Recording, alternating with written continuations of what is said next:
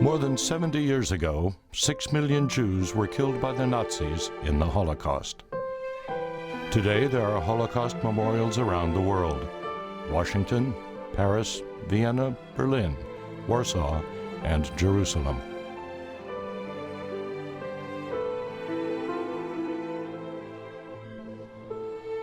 This is the Jewish Museum in Berlin.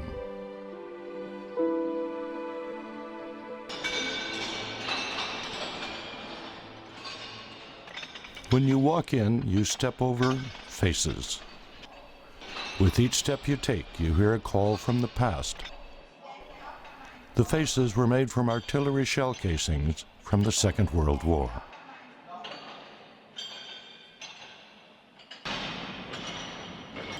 The artist calls it the fallen leaves.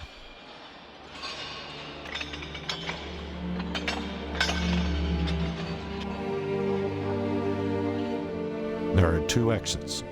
On the right is the path of the Holocaust, the way to death. On the left is the path of exile, the way to hope. And on the way to hope, Shanghai was the way to life for so many thousands. This is Sachsenhausen, a concentration camp in central Germany. It was one of the 3 main Nazi concentration camps where so many met their end. A concentration camp meant death. A silent memorial to a terrible yesterday, the camp today is witness to the Jews' sufferings during that horrible time. When a nation suffers such merciless slaughter, the hope for life becomes overwhelming. This sentence inscribed on the wall says, "While the entire world closed its doors against the Jews, there was only one exception: Shanghai."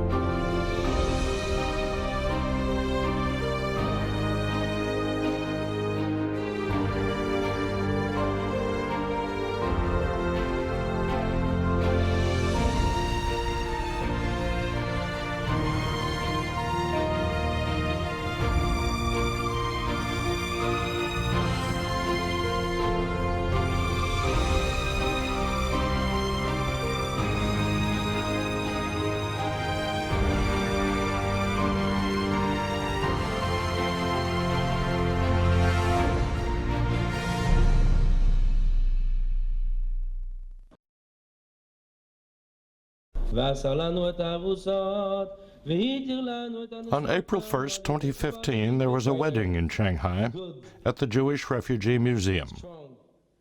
The Jewish groom Doran and his Chinese bride Deng Yina joined in marriage and in the blessing of their relatives.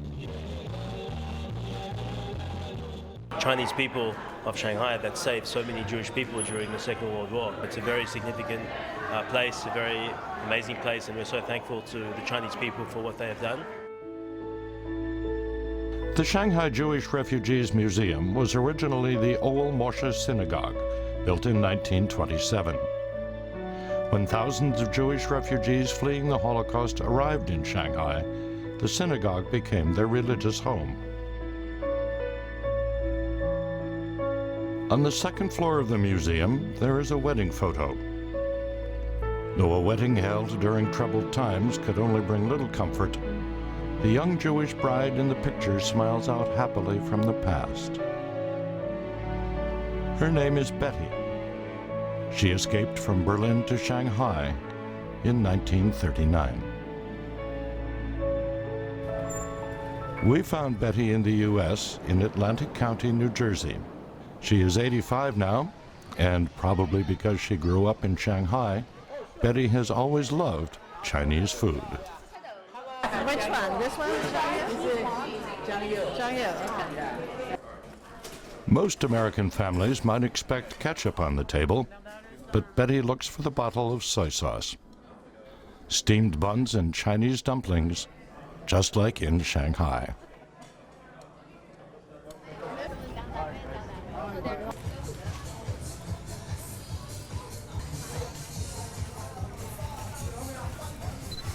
From Hong Kong. This is Shang Yu. Shang Yu.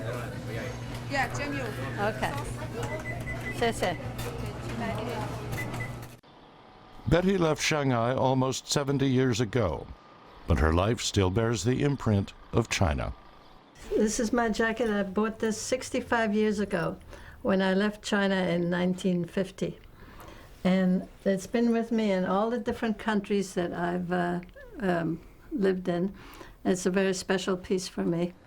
If I hadn't gotten to Shanghai, I would not be here today, because Shanghai, China altogether, was the loophole that allowed about 20,000 Jewish people from Europe to find a haven.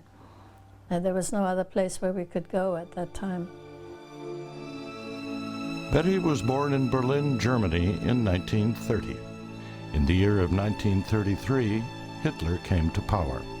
He gradually escalated persecution of the Jews by prohibiting them from working, depriving them of German citizenship, confiscating their assets, and finally, the genocide. These are Betty's childhood memories. I could not walk on the street without being pushed around by children who were not Jewish, who belonged to the Hitler Youth, and having stones thrown at us and being spit upon. It was getting to be very dangerous. When she was little, Betty had red hair and a pair of brown eyes. These made her easily recognizable as a Jew. On the night of November 9, 1938, Nazi Party officials and militants attacked Jewish businesses throughout Germany and began arresting Jewish men, following secret orders. Fear spread through Betty's family. My family and I sat on the floor in our apartment and we switched off the lights, and we hoped that the neighbors would think we were not home so that they wouldn't come and get my father. It was dark, and then my parents said, "Keep quiet, we are going home now." And then when we went out of these people's place, we saw our beautiful synagogue on fire. And so I told him, "Mom, our synagogue is burning." So she said, "Shh, shh, the fire brigade will come. Don't worry." Ruth Zimmerman now lives in Hadera, Israel. She too is 85 now. Born into a wealthy family in Sondershausen, eastern Germany in 1930, Ruth's parents ran a high-end shoe store at the time. However, firemen didn't come that night. The Nazis did. We were coming home. So we were in bed already. I was in my room, Mama and Papa in the bedroom, and all of a sudden, boom, boom, boom.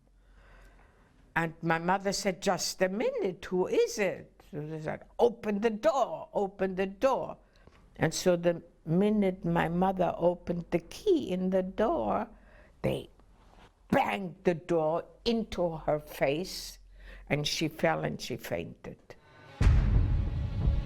The Nazi gang charged into her house and broke her father's nose at one blow. After beating her father more, they dragged him away. Bashed his nose in, it broke, and the blood was streaming down his pajamas.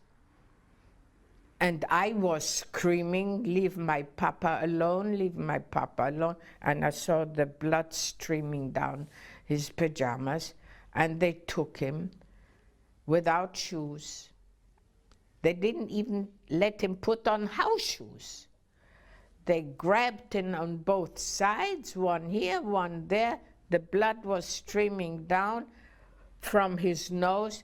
And then when they took him down the stairs, I saw that the skin was coming off the skirt. It must be hard. And I was alone in the world. Mama had fainted. Papa was gone.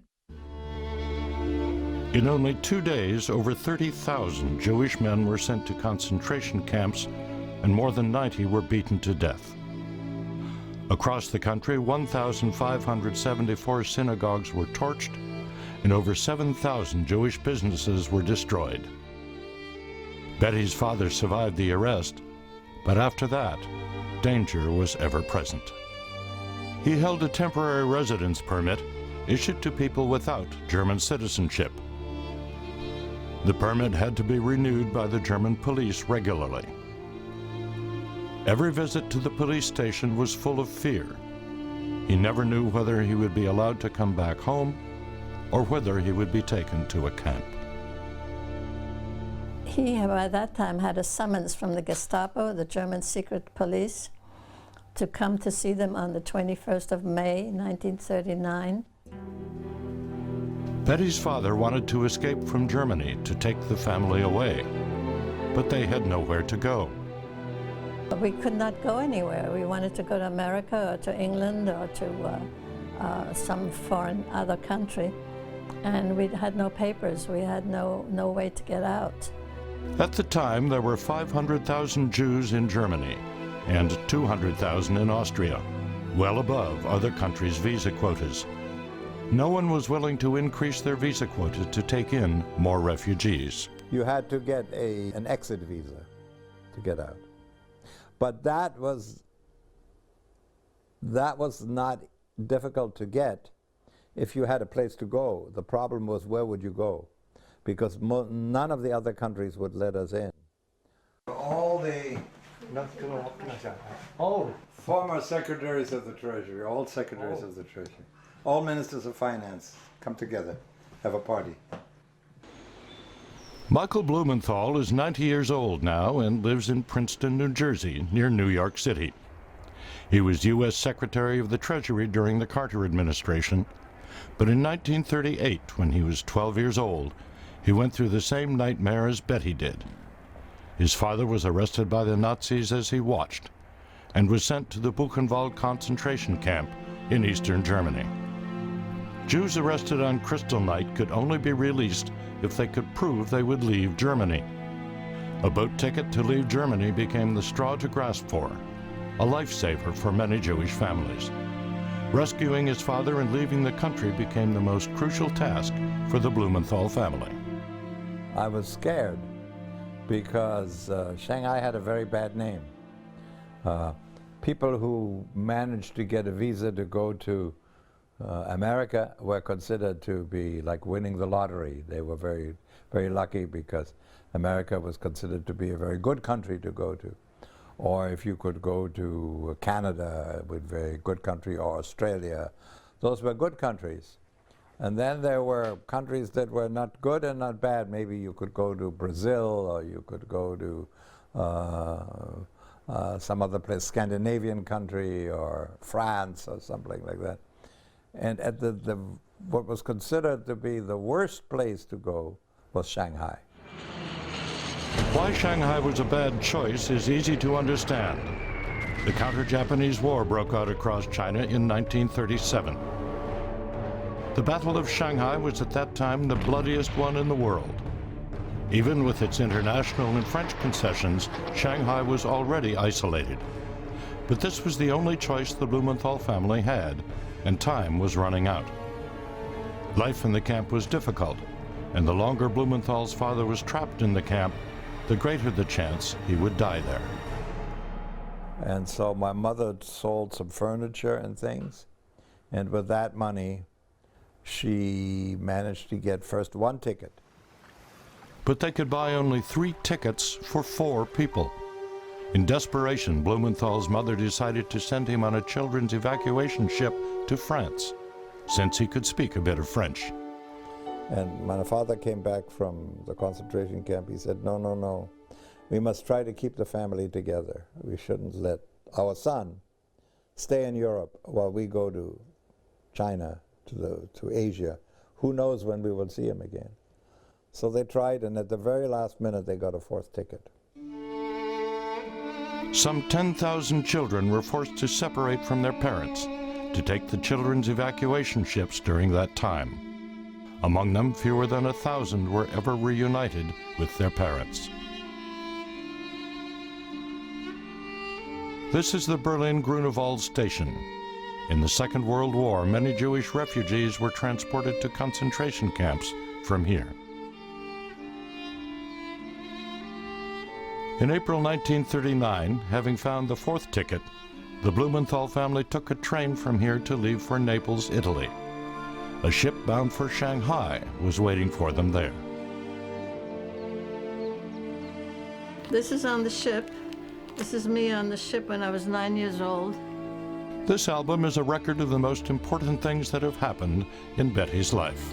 And this is the ticket that my father spent all this money on to get the ticket to Shanghai, yes. This is the ticket Betty used in 1939 to leave for Shanghai. Desperate, Betty's father heard that a Chinese city called Shanghai was willing to receive Jewish refugees. Though the family knew nothing about Shanghai, still, it was a better choice than waiting for death in Germany. They immediately started their attempts to find out how to buy tickets for Shanghai.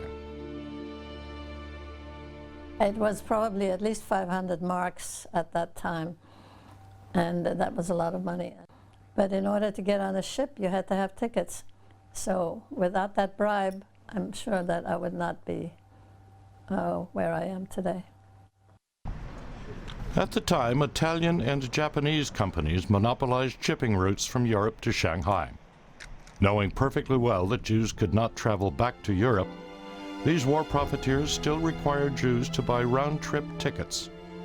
Jewish people had no choice, and they had to pay bribes as well. He gave it to this shipping officer, and he put it in the papers, and he said, "Please look at my papers again." And when this guy saw all the money, then a few days later we had tickets. And we managed, with all those bribes that he paid the shipping company to get tickets earlier, we managed to get out 2 days before that. If he had not done that, I would not be here today.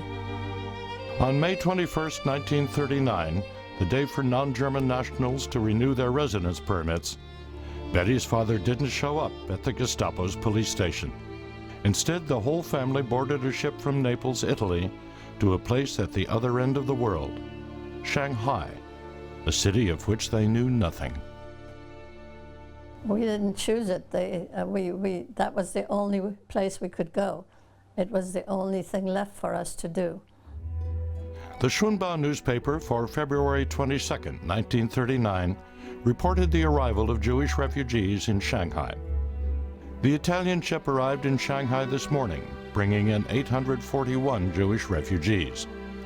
The relief organization has prepared shelters in Huashan Road, Huishan Road, and in the Embankment Building for them to live in. After that, shiploads of Jewish refugees came to Shanghai, one after another. They were almost penniless when they arrived. At the time they left Germany, the Nazis allowed each family to bring only 10 marks with them. Other than clothes and some daily necessities, any valuables, gold, silver, or jewelry, had to be left behind. My mother and my grandmother. That was my maiden name. 85-year-old Evelyn found her parents' names and her own on the memorial wall at the Shanghai Jewish Refugees Museum. The wall lists the names of 13,732 Jewish refugees who settled in Shanghai after escaping from Nazi Germany. When she arrived in Shanghai 76 years ago, Evelyn was only 7 years old, and she was terrified. And I remember the first impression we saw was somebody hitting a rickshaw coolie, probably, one of the British people. They were mistreated. And we were standing there looking. I said to my mother, why is he hitting him? My mother says, I don't know, maybe he did something bad. We didn't realize that it was the usual thing to do. It probably didn't go fast enough, we found out later. It was a terrible impression for us. We never saw anything like that. First of all, we never saw a rickshaw, and then the guy being hit and all that. It was not a very good impression. It was scary. It really was very scary. I mean, the whole thing was scary. When I was in Shanghai during the war, every day the truck would go around and pick up, and that's true, every day, would pick up 60, 70, 80, 100, 200 dead bodies off the street. People would just, babies would die, or old people would die of starvation. We'd just leave them in the street and wrap up in a straw mat maybe, and the truck would come and take them away. Being forced into exile, the Jewish refugees hardly knew what to do. They never expected what they saw in Shanghai. None had any idea how they could stay alive.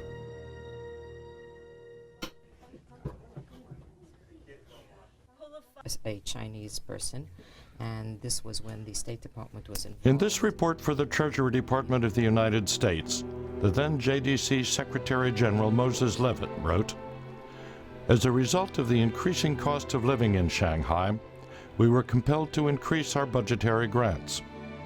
Our monthly remittances to Shanghai amounted to $30,000. Those who live in the community were completely dependent on the committee for food, clothing, and medical aid."